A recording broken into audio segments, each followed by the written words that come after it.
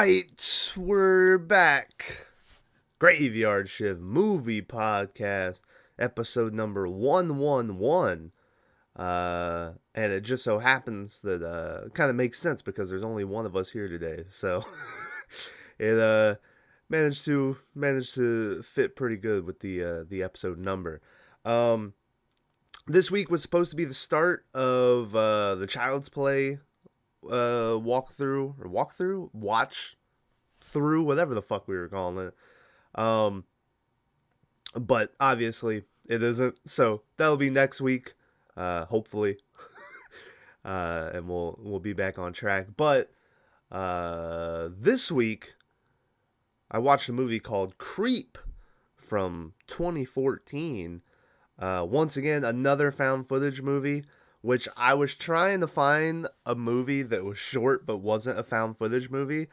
But it just so happens that like every found footage movie is like an hour 15, an hour 20, like the perfect length of time. And then you click on it, and by the time you've started watching it, you're like, this is another fucking found footage movie. So, yeah, it feels like we do found footage a lot. Which is fine. Found footage is probably one of my favorite things we watch. It's just, I don't know. Found footage just has such a creepy feel to it all the time. It's fun to watch them. That being said, I try not to have us every week watching another found footage one, but here we are with another found footage movie called Creep that I never heard of until yesterday when I watched it. I'm gonna give it a 6. I thought it was good. This movie's very good at building tension in a lot of parts. There's some legitimate creepiness to it. There's one scene in particular that we'll get to that I was like, holy shit, this is pretty fucking creepy. Yeah. That being said, I think the ending is kind of flat. That we'll get just based on everything else that happens in the movie. The ending just kind of felt like, all right, really? That's it? But yeah, so I'm going to give it a 6. It's an easy watch. I mean, most found footage movies are. And like I said, this one is legitimately creepy.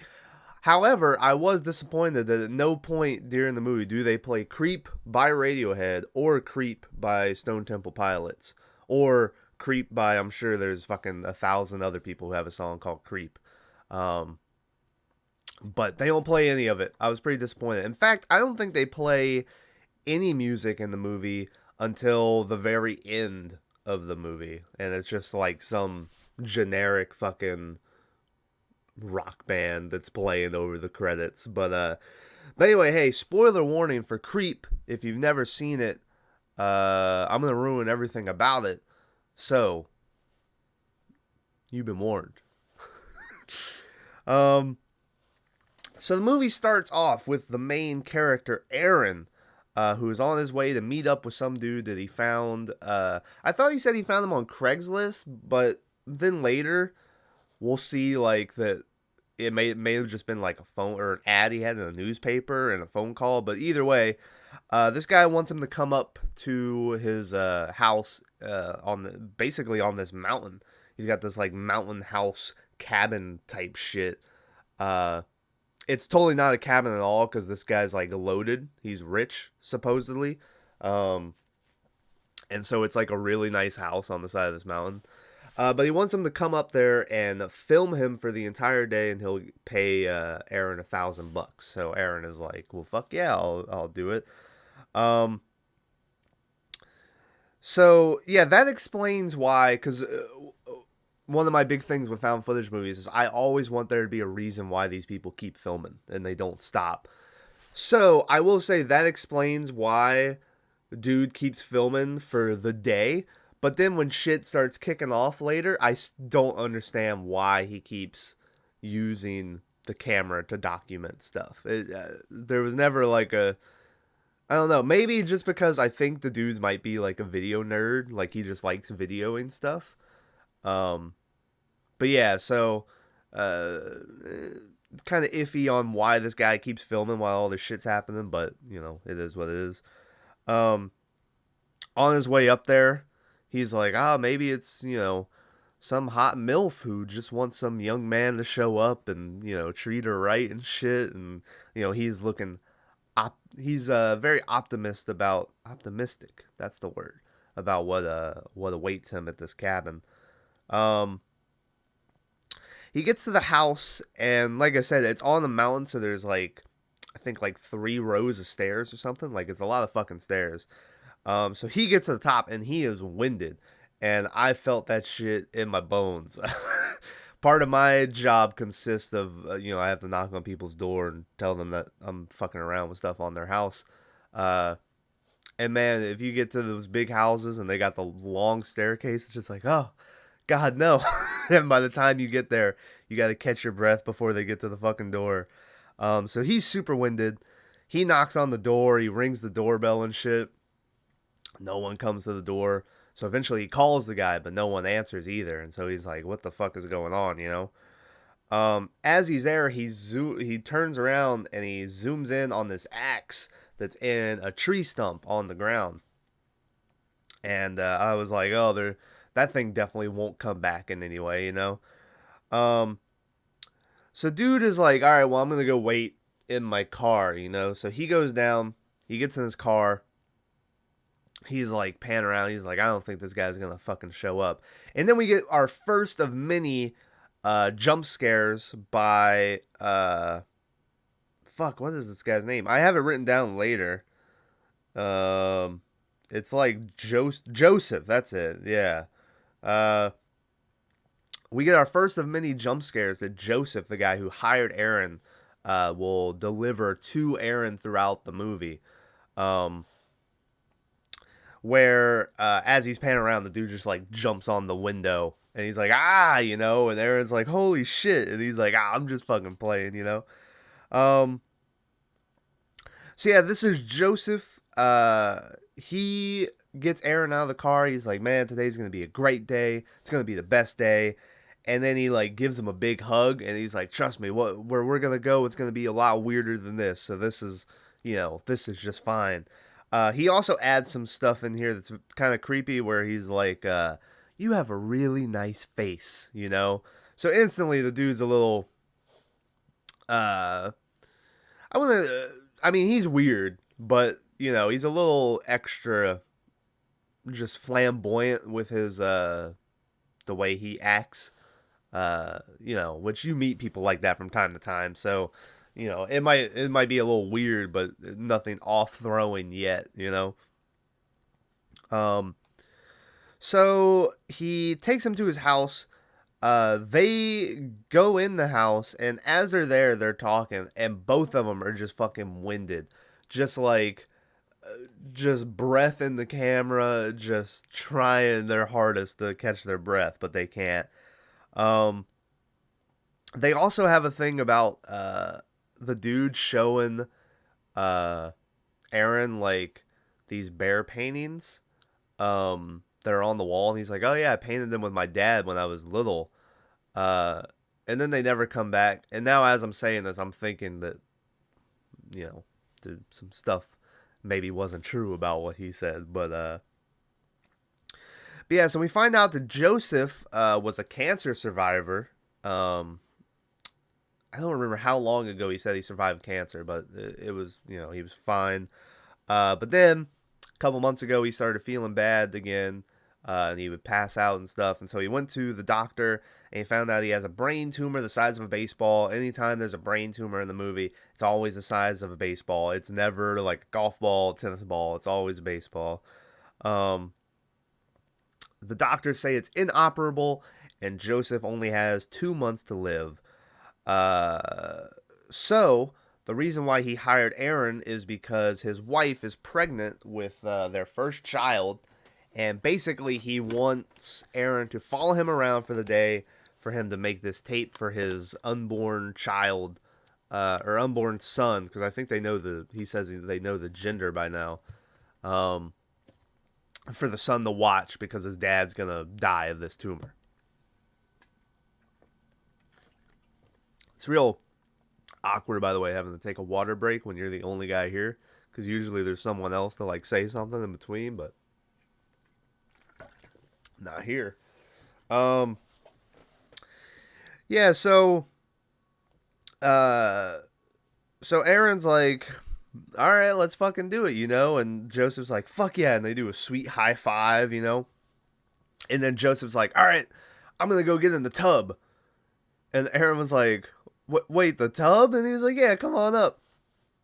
So immediately, the first thing they do is Joseph gets naked and just gets in the tub, and Aaron's having to sit there and film him. So he's in the tub because he's talking about when he was a child. Him and his dad used to, have a bath time or whatever called Tubbies, and it was like the best time in the world and stuff. So he was like, I figured today we could do our first Tubby, Some fucking trucks banging around outside. So then we get this really awkward scene, because, if this guy would have set up the camera and just did this himself, it might not have been as awkward. But the fact that that Aaron is sitting there, like, recording this is what makes it awkward, I think. Where the dude is acting like he's got his son in the tub, and he's like, and he's like munching on toes and all this shit. And yeah, it's just really awkward.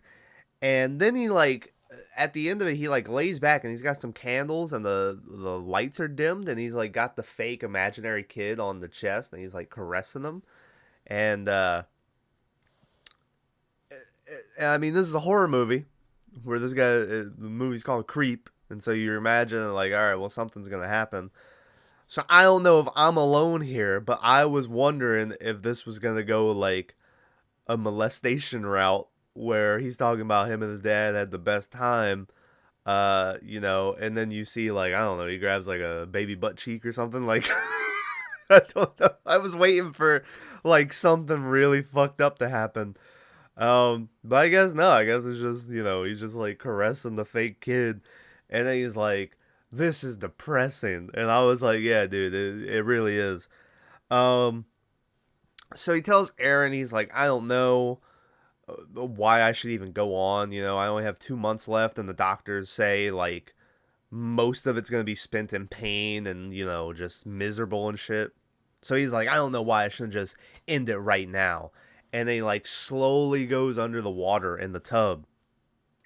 And Aaron, I almost like, because Aaron's like filming him under the water, and he's like, Joseph, but he never once like goes in to save him. And I almost kind of respect it, because it's like, well, Joseph wants to do that, let Joseph do that, But he's filming, and then jump scare number 2. Joseph jumps out of the water, and he's like, ah! And he's like, I was just playing around, it was getting a little too deep in here. I had to throw a nice little prank in there. So they get done with the bath, and then they're gonna go on a walk. So I thought when the guy showed up at the house, because it's dark, I thought that it was nighttime, but apparently it was like before sun came up. It was like early morning. So they're going to go on a walk now that the sun has come up, but it's a little cold outside. So the dude's like, you might want to go in the next room, the guest bedroom, and in the closet, there's a bunch of jackets, and grab a jacket. And Aaron's like, all right, cool. So he opens up the closet, and we get another jump scare of this wolf mask sitting on a shelf in the closet. And the dude's like, what the fuck is that? And Joseph comes in, and he's like, oh shit, this is Peach Fuzz. This is a mask that my dad had. That was a character he would play. As a matter of fact, he even had a song for it that was the best. And so he puts on this mask, and he does a song and dance for the camera that's terrible, because the song is basically just like, Peach Fuzz, blah, blah, blah, blah. That's like the song. It's like, it's not good. But yeah, so he dances with Peach Fuzz, and then he's like, all right, come on, let's get out of here. And he puts Peach Fuzz back up. So they go for a walk, and they're going on this trail. The trail is called like Miracle Trail or something, where apparently at the end of it or whatever, there's a body of water that has these magical healing powers, and this guy's all about keeping faith and keeping good spirits and stuff. So he's like, hey, let's try this out. Maybe it'll cure my tumor. Yeah, so basically they're going to Lake Minnetonka to purify themselves, and that's what they're doing today. So they go about this fucking. Oh, before they do that, there is another little creepy thing where guys like apparently only the pure of heart can partake in the waters or whatever, and then he's like, "How's your heart, Aaron?" And Aaron's like, "It's pretty good." Um, so they go walking on this trail. They're walking for all of 2 minutes before Joseph is like, "Oh, what's that over there?" And then he just goes fucking running up into the woods. And Aaron's like, Joseph, where are you? And then he's looking around for him. And bam, Joseph pops out behind a fucking rock and he scares him. So jump scare number 3 for Joseph.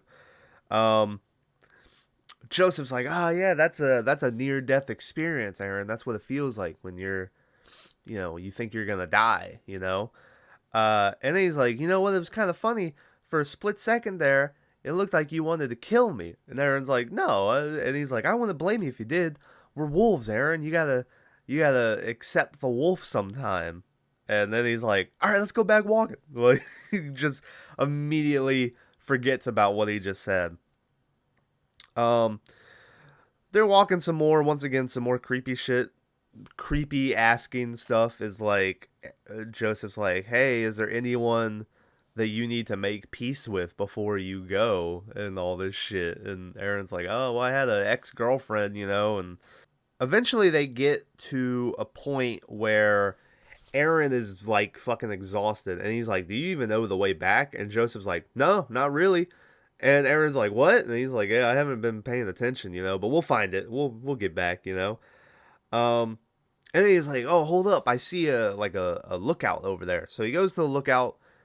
And he's like, oh shit, Aaron, you're never going to believe this. And he calls him over there. And they look down. And there is a body of water down there that is in the shape of a heart. Like in the rock. And they're like, holy shit. And even Aaron's like, it's fucking real, dude. And they found this healing water on this mountain trail. So they go down into the water. They like splash around for a little bit. They both take turns like putting water on each other's faces and shit. And then right before they leave, Joseph goes over to a rock and carves in J plus A in a heart on the rock. And then he's like, how about I take you to Billy Bob's Blueberry Pancakes or whatever the fucking place is called. He's like, it's the best pancakes. I used to go there all the time with my parents, So they go to the restaurant. And then this is the first time I think there's like a slip in Joseph's story, because as they get to the restaurant, he opens up the menu and he's like, all right, let's see what's good here, And Aaron's like, well, hey, wait a minute. Didn't you say the pancakes are what's good here, And the guy's like, oh, yeah, I was just looking for something new, but the pancakes, definitely.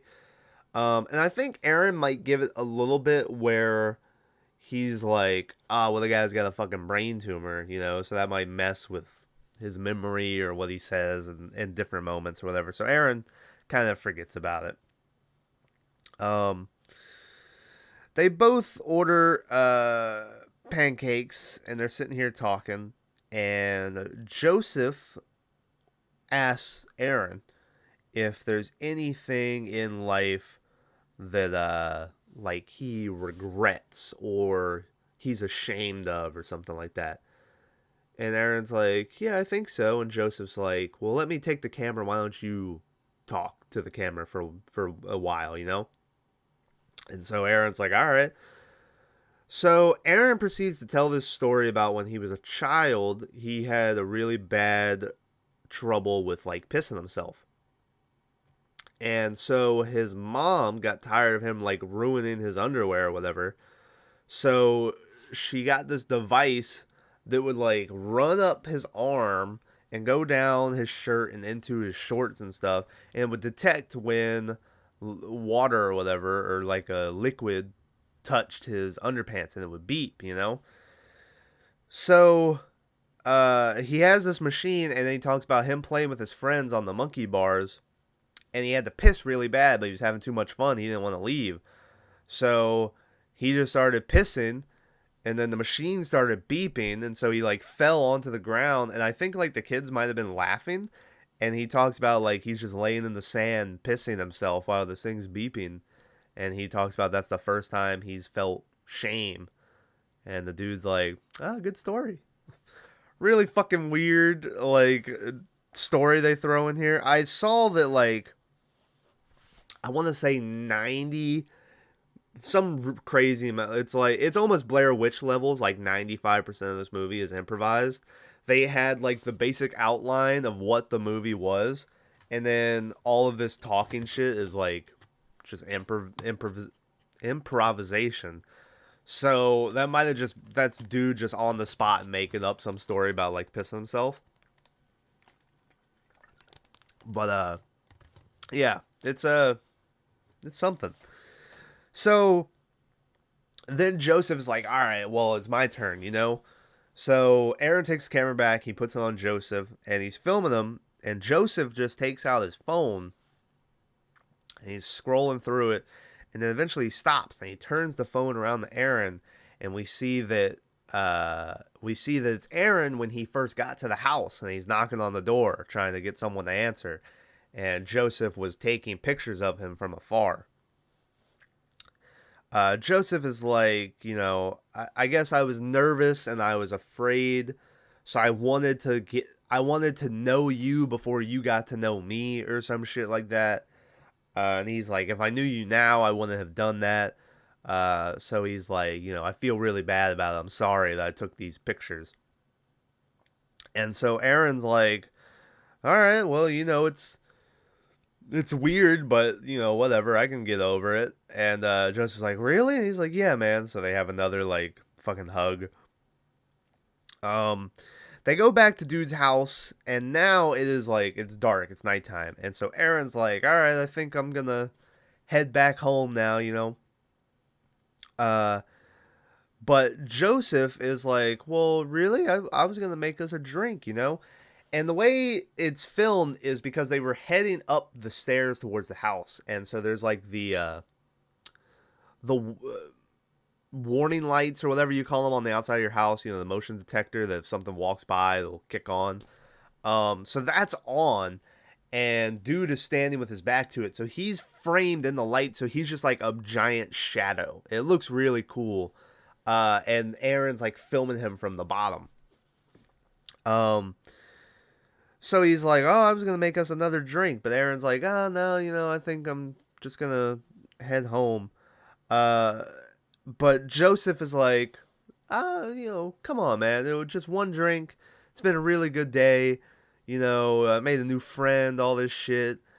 And finally, Aaron is like, all right, one drink, you know. And so Joseph's like, all right. And he just goes running up the stairs and inside the house. And Aaron, when he eventually gets to the door and gets inside, the door's already open. And he comes, and then Joseph just comes out of a corner, and he's like, ah! And so, jump scare number 4 for Joseph. Not gonna lie, that one was pretty good. It got me a little bit. So they're sitting here, having their drink, their whiskey, and Joseph starts asking Aaron if he has money problems. And Aaron's like, no, you know, it's hard out there, but I'm doing all right, you know. And Joseph's like, yeah, you know, I get that. But he's like, listen, you know, look around you. I have money. Like, it's a nice place or whatever, and I'm dying soon. So he's like, I think I'm going to, I want to give you some money. And Aaron's like, oh, no, you know, you don't need to do that. And Joseph's like, why is everyone so weird about money? He's like, I want to just give you some money. I don't have any use for it. So he's like, there's a check in your boot. And so Aaron, like, bends down to get the check in his boot. And keep in mind, the drinks are on the table, so his drink's sitting in front of him. And the camera moves down as well. So I was like, oh, this dude definitely just spiked the fucking drink, you know? But there's no check in the boot. Joseph was just like, see, the fact that you reached in there means that you do have money problems. He's like, you know, I want to help you out. Um, so he's like, all right, let's take a shot. So they take their drink, and Joseph doesn't drink out of his. And once again, I was like, Aaron's drink is definitely fucking spiked.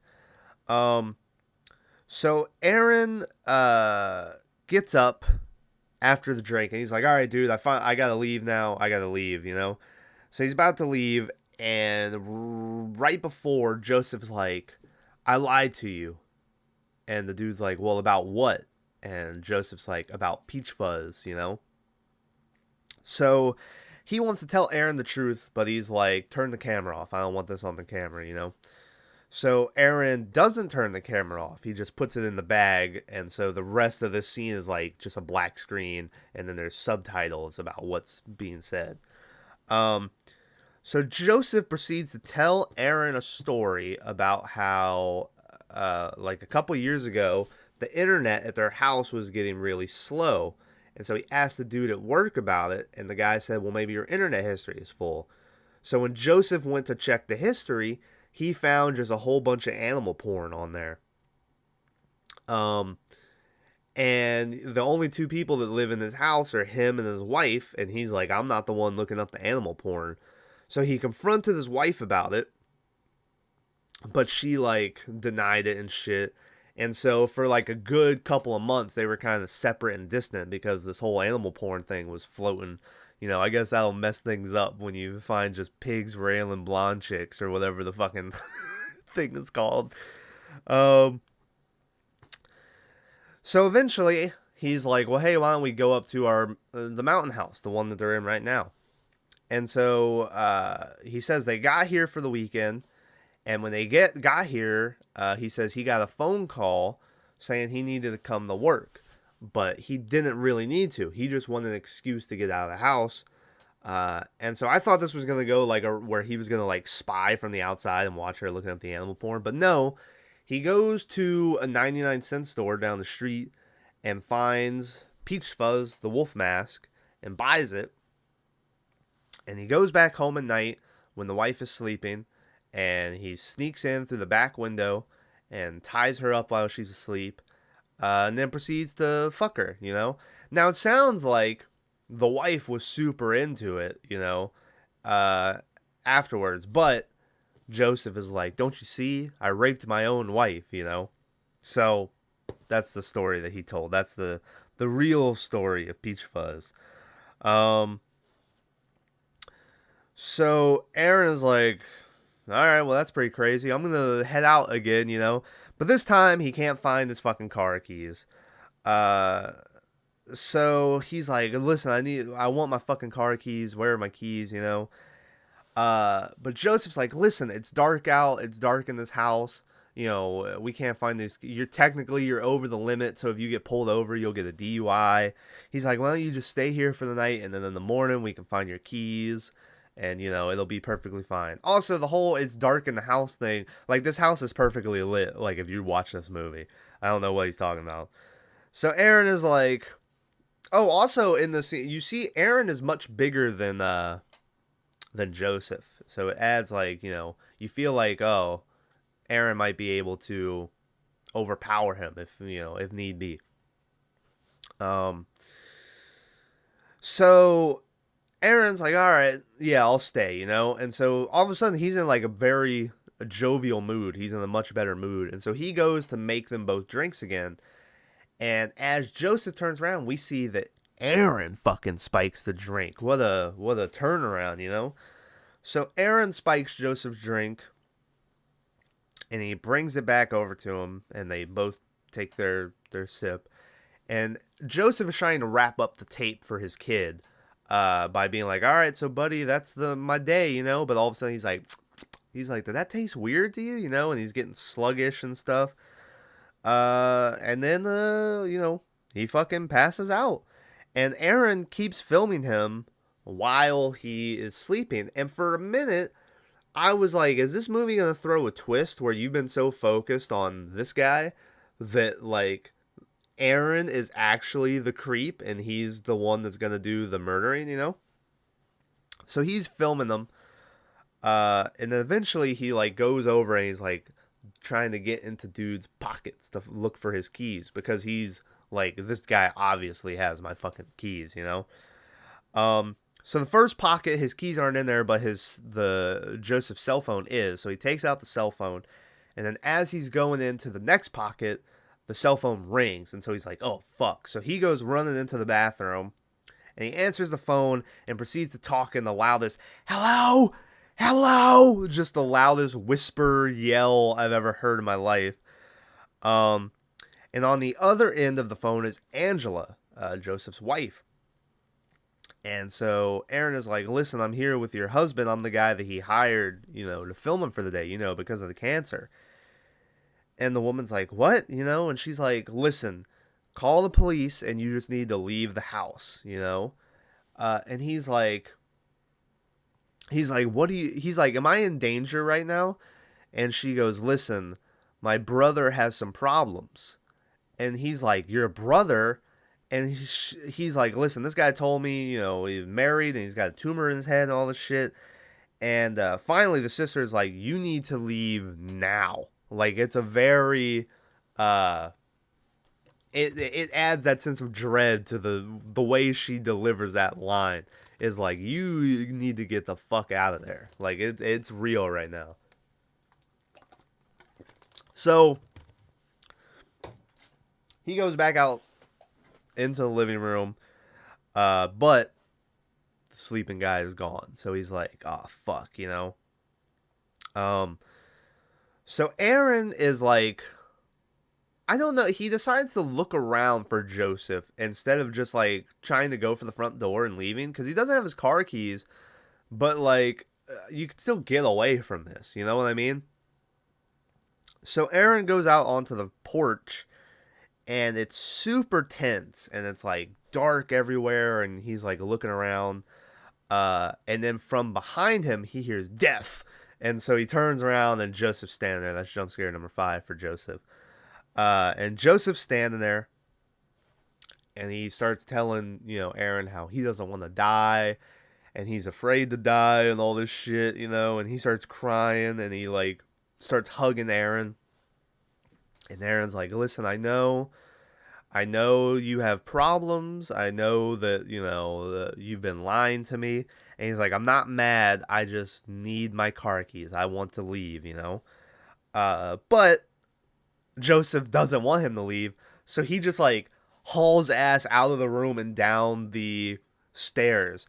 What I haven't mentioned this whole time is Aaron the whole day is wearing, like, those jogger pants that when you walk, it's like, the, like, fabric-y, I guess it's, like, kind of like, for, like, the wind. What are the winders? That's not what they fucking call it.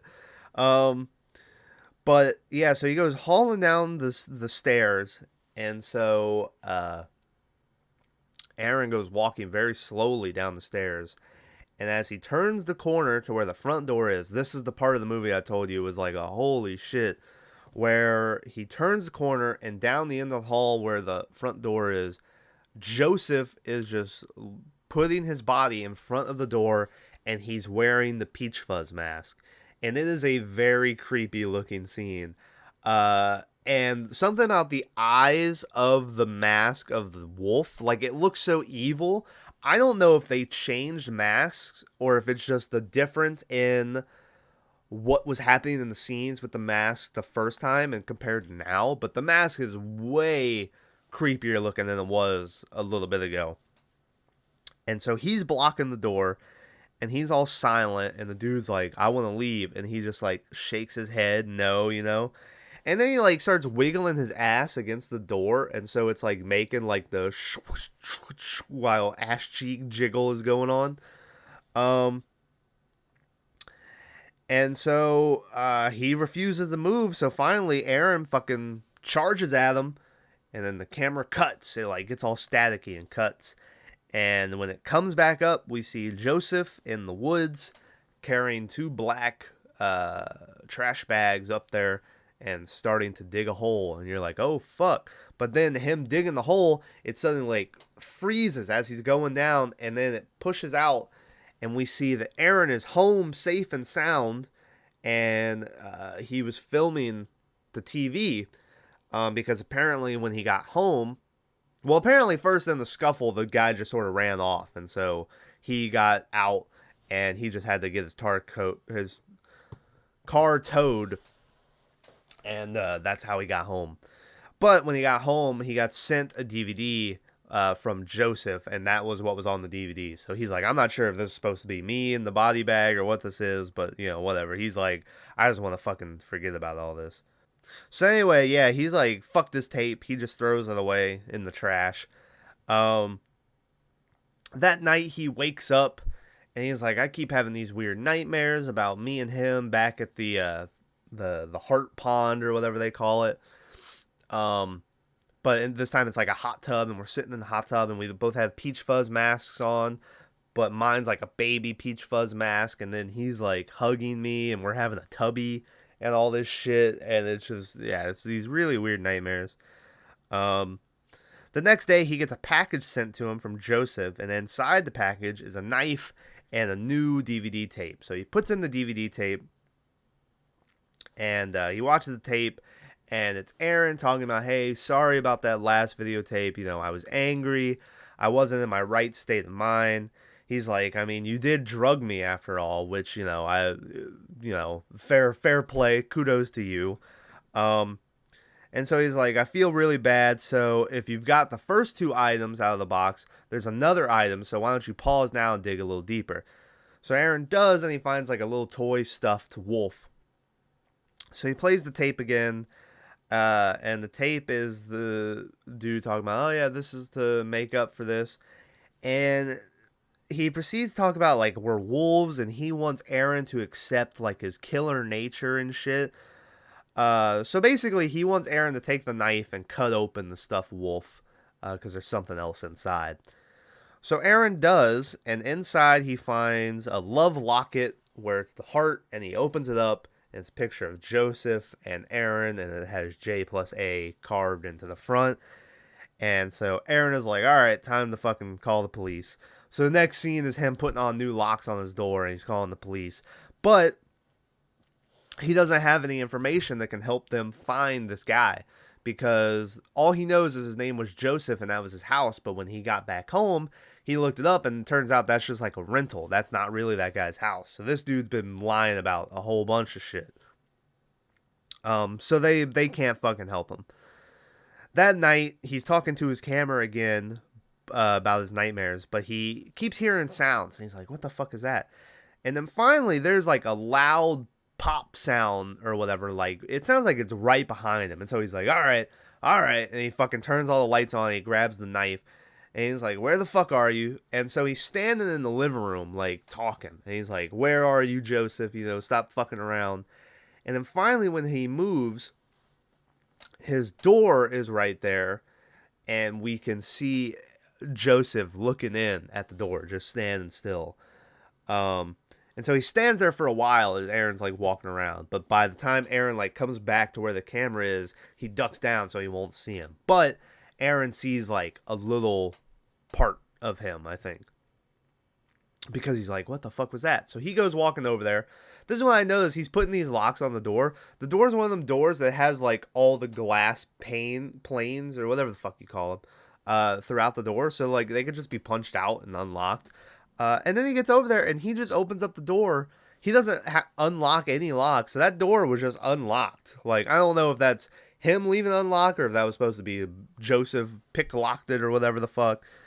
But yeah, he goes outside, and he's looking. There's a car outside that's running, but he hears something go scurrying off in a bush behind his house. So he goes all the way around his house, and it is a very tense scene once again where he's like walking behind his house, and it's all dark. And so you imagine like something's gonna pop out, and it's really fucking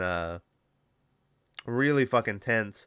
And then he comes around the corner, and the trash can's knocked over, and some trash is out, and he's like, fucking raccoons. And then the camera fades to black, and that's the end of the scene. And I was like, all right, I guess,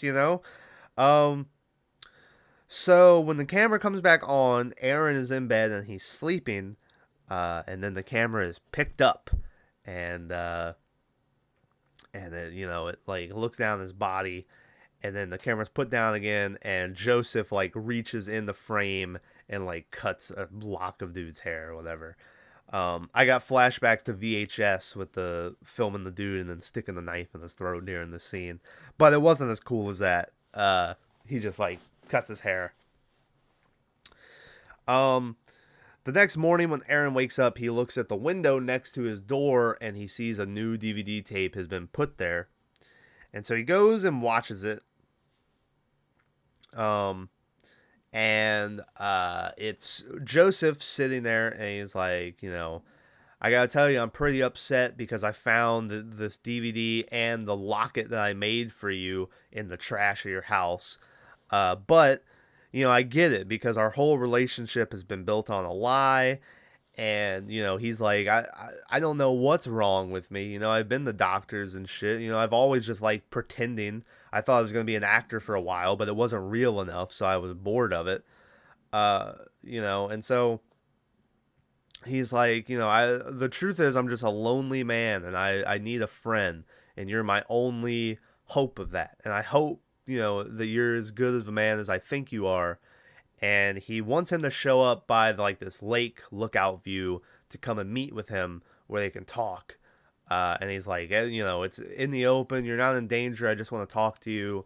I'm really sorry about all this stuff. And I hope you can forgive me.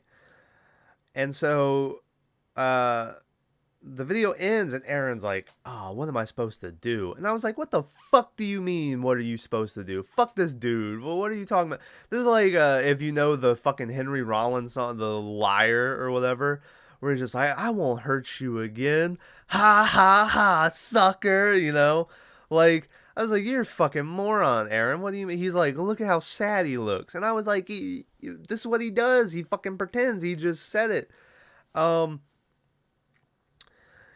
So I kind of thought there was going to be a weird thing where maybe like Aaron puts on like this like, oh, I have cancer and all this stuff, because it has to be real for him to get off on it. And so he like likes to reenact these different movies because, well, different scenarios for movies, because he talked about how it's like, you ever seen that movie with fucking Michael Keaton, I think he said, where he had like a tumor and he made a tape for his kid and shit. And so I thought maybe he was like doing something like that, but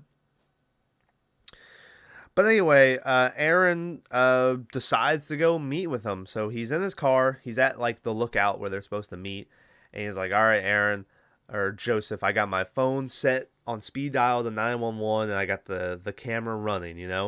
He says that to no one because Joseph is not sitting next to him or anywhere near him. So he just says it to the camera that theoretically only he would be viewing, but whatever. So he keeps the camera rolling in the car. He goes and sits down on this bench, and he's like looking around for Joseph.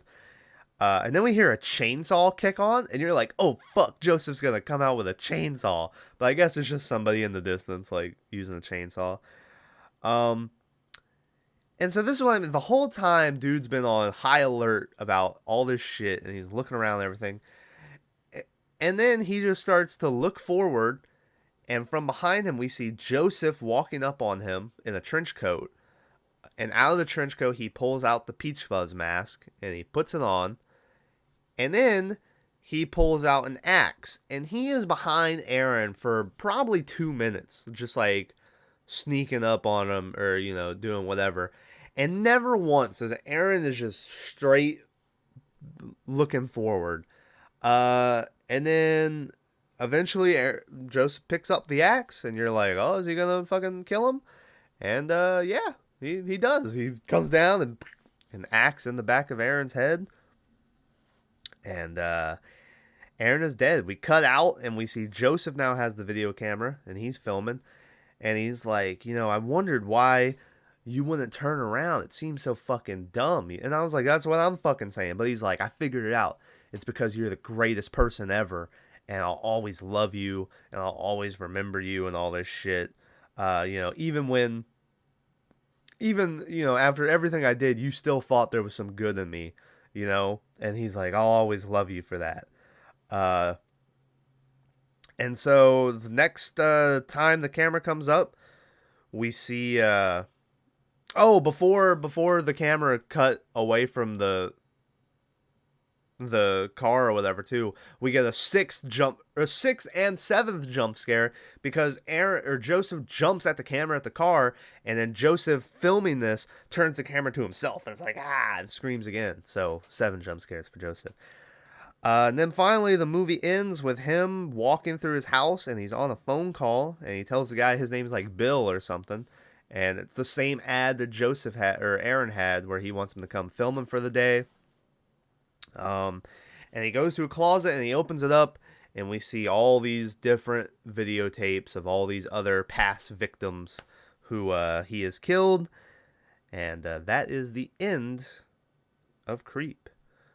I couldn't find a budget or a fucking a box office for this movie. I don't even know if it came out in theaters. Let me see if I can find a. Apparently, it made $250,000.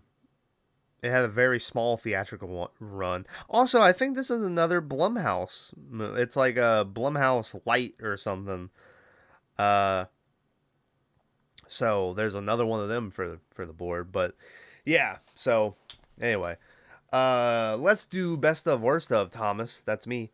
My best of is definitely gonna be the scene with Peach Fuzz in front of the door and not letting Aaron go. Like, it was super creepy, and the way the eyes of the mask looked, it was very good. Worst of,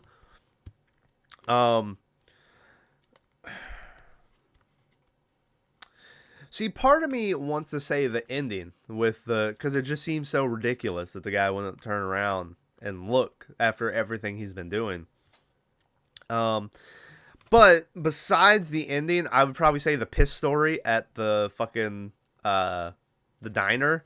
It just seemed really random, and that's I think one of the flaws of movies like this, where everything's improvised, and so people just have to make something up, and so that's the best that guy could come up with is this machine that can detect when he starts pissing himself. Like, that would help the piss not come out. Like, I don't understand, but whatever. So that was probably that, or the ending was probably my my worst of. But anyway, that is it for Creep. Like I said, it's a fine movie. Very tense parts. Some of them pay off, like the Peach Fuzz mask thing, and some of them don't, like the raccoon trash can. But I guess, you always have things like that where it's really tense, and then there's always this shit in found footage movies where it's super tense, and then it's like a fucking rat that jumps out, and that's the cheap jump scare. But yeah, it's a pretty good movie. I wish the ending was a little better.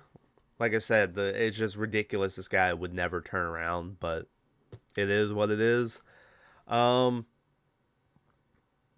So anyway, go check it out if you want. It's on Netflix. It's easy to watch. I don't know. Everything's gonna happen now, but hey, go check it out anyway. Yeah. So next week, hopefully, Child's Play, and we'll start up that. Link to the gaming channel in the description. Link to Twitch, we stream over there. It's usually weekends we stream sometimes. It's not like I don't think we've done a single week. Well, we streamed on Fridays, but that's technically like weekend to us. But yeah, so link to that in the description. Shorts maybe coming out. I need to sit down and go through some stuff and make some more. I've been like trying to I've been doing one on like a Monday or something. But yeah, I'll try to make some more. And then, like I said, Child's Play and all that's coming out. So thanks for watching. See you next week. Go check out 1883 as well if you haven't. It's like the prequel show to Yellowstone. I never watched Yellowstone. But I don't think you don't really need to watch 1883.